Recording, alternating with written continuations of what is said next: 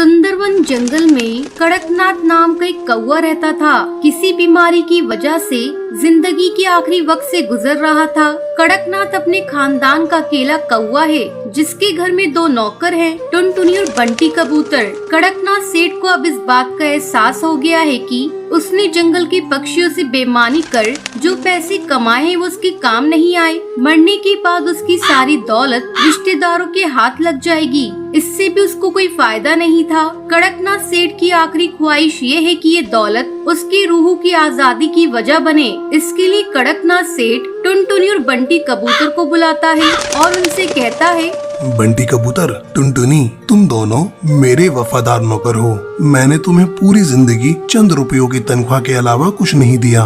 मालिक, आप सेहतयाब रहिए, हमें आपसे और कुछ नहीं चाहिए। लेकिन अब मैं कुछ देना चाहता हूँ। क्या मालिक?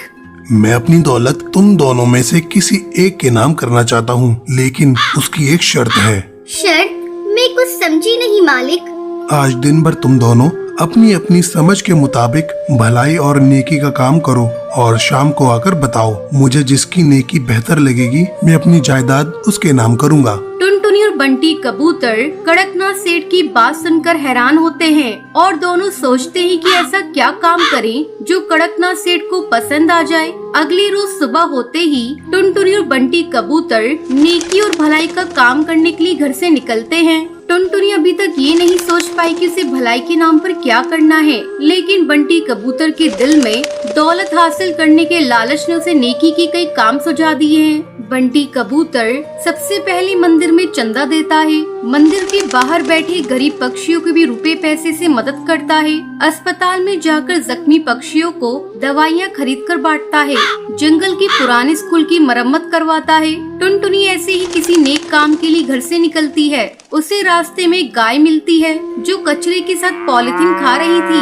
अचानक वो गाय गिरकर तड़पने लगती है। टुनटुनी से फौरन जानवरों के अस्पताल ले जाकर इलाज करवाती है। उसके पेट से बहुत सारा पॉलिथीन निकलता है। इसके बाद गाय ठीक हो जाती है। हे भगवान, अब तो शाम हो गई। मैं कड़कनाथ सेठ से जाकर क्या कहूँगी? मुझे इस बात का मलाल नहीं है कि मैंने नेकी का कोई काम नहीं किया, बल्कि खुशी है कि मेरी कोशिश से गाय की जिंदगी बच गई। टुनटुनी गाय को अस्पताल में छोड़कर कड़कनाथ सेठ के पास जाती है। बंटी कबूतर भी कड़कनाथ सेठ के पास आता है और अपने पूरे दिन का काम कड़कनाथ कौवे को बताता है।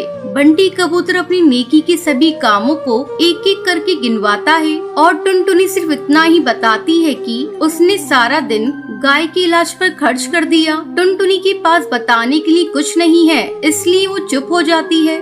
बंटी कबूतर और टुनटुनी, मैंने तुम दोनों की बातें गौर से सुनी। बंटी कबूतर, तुमने दिन के 8 घंटों में 800 भलाई के काम किए हैं। शुक्रिया मालिक। टुनटुनी, तुम दिन भर में गाय के इलाज के अलावा और कुछ नहीं किया। तुम्हारे हिस्से में एक ही काम है।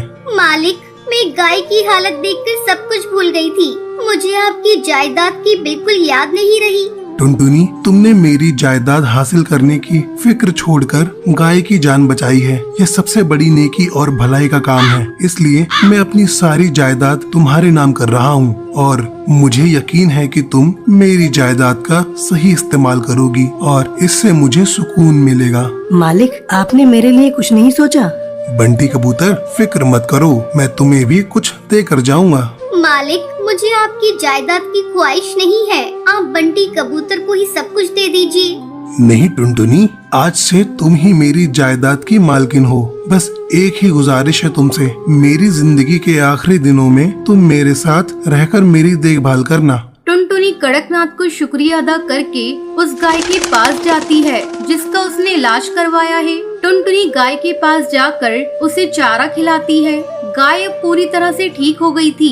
ये सड़कों पर फिरने वाली आवारा गाय हैं, इसलिए वो उस गाय को कड़कनाथ के घर लेकर आती है और गाय के साथ खुद भी वहीं रहने लगती है। टुनटुनी अब एक बेटी की तरह कड़कनाथ की खिदमत करने लगती है। वक्त पर दवाई और खाना पीना देती है, गाय का ताज़ा दूध पिलाती है। टुनटुनी, तुम मेरी कितनी खिदमत करती हो, कभी आराम भी कर लिया करो। टुनटुनी, आज से तुम मुझे अब्बू जान कहोगी। ठीक है अब्बू जान, जब तक आप पूरी तरह से दुरुस्त नहीं हो जाते मैं आराम नहीं करूंगी। टुनटुनी की खिदमत के सामने यमराज को भी झुकना पड़ा और कुछ ही रोज में कड़कनाथ बीमारी को शिकस्त देकर सेहत याब हो जाता है। टुनटुनी बेटी, अब तो डॉक्टर ने भी कह दिया है कि मेरी पूरी तरह सेहत दुरुस्त है। यह तुम्हारी वजह से मुमकिन हुआ है। नहीं अब्बू जान, आपके दुरुस्त होने में दवाइयों के साथ गाय के दूध का भी करिश्मा है। हाँ बेटी, गाय के दूध ने मेरे जैसे बीमार के लिए जड़ी बूटी का काम किया है। बेजान जिस्म में जान डाल दी है। हाँ अब्बू, जब एक गाय ये करिश्मा कर सकती है तो हजारों लाखों गाय इस मुल्क को बदल सकती है। टुनटुनी, गाय हमारे लिए ऊपर वाले की नेमत है। आज से हम अपनी जिंदगी और दौलत गायों की खिदमत में लगाएंगे। कड़कनाथ सेठ और टुनटुनी मिलकर गाय की खिदमत को ही अपनी जिंदगी बना लेते।